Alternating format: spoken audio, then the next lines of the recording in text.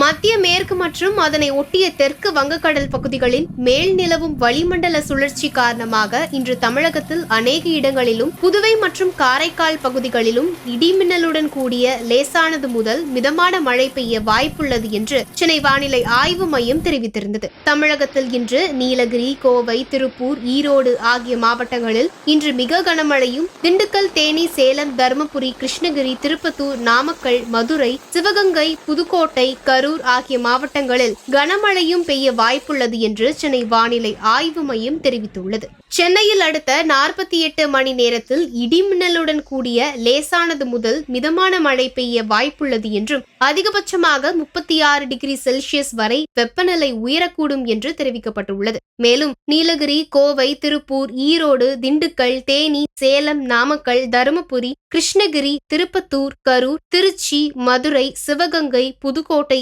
ஆகிய மாவட்டங்களில் நாளை கனமழை பெய்ய வாய்ப்புள்ளது என்று தெரிவிக்கப்பட்டுள்ளது.